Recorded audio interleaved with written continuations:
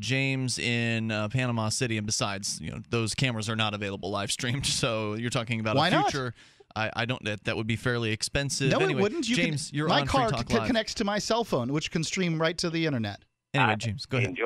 Enjoy your show very much. I appreciate you taking my call. Yeah, go ahead, sir. I just have a comment about all our public servants, the way people are criticizing them. The phrase in itself, or to tell people what they're public servants.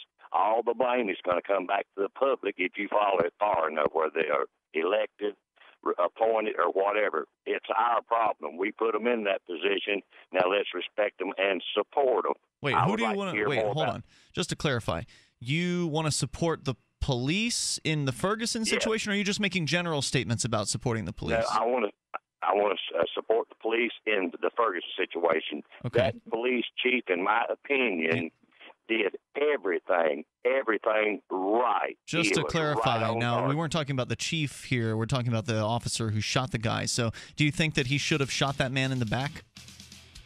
If he was coming after his gun, absolutely. No, he was 35 feet away. He was 35 feet away, shot in the back. 35 feet away, running away, and allegedly had his hands up in the air. Hang on a second, James. We can bring it back if you'd like. He allegedly had his hands up in the air, waving them to show that he didn't have a weapon as he was running away. The toll-free number here tonight is 855-450-FREE. The curfew has been called out for Ferguson. We'll give you more details on that coming up. You can share your thoughts on Free Talk Live. We're heavy into the Ferguson topic, which is a good thing. I'm glad people are talking about this. There was some discussion about it earlier this week on Free Talk Live. For those of you who don't get the weekday program on your local radio station, you can always go and download episodes. Mark, you guys hit it up initially on Tuesday night, and then Daryl and Ellen and I, we really dug into it for about a couple hours last night. But there's been developments. Last night there was, supposedly things had slowed down. The protests that were happening were all allegedly peaceful.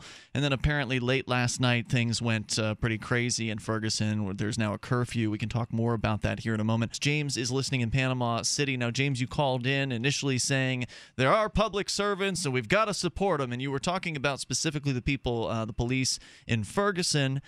We then pointed out that the officer in question here allegedly shot this man in the back and shot him at a distance of 35 feet away as he was running away with his hands in the air. Does that change how you feel about just by default supporting the police?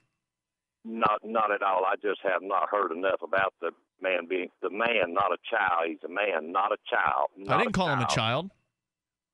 Everybody else seems to want to call him a child. He's 18 years old. Let's be clear. I didn't call him a child. I wouldn't care if he was 17 years old. He's a young man. No, you have to care if he's 17. He's not of age. He's not a man. He would be a child.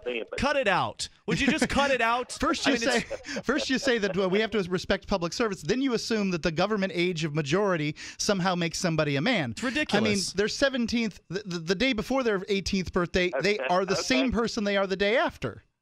Okay, do this. When your child, if you had a child, when he commits a crime that's 17 years old, I did. See if they come and talk to you. The fact is, I can tell you, when I was 17 years old, the police picked me up and didn't let me talk to my parents. So they treated me like a man.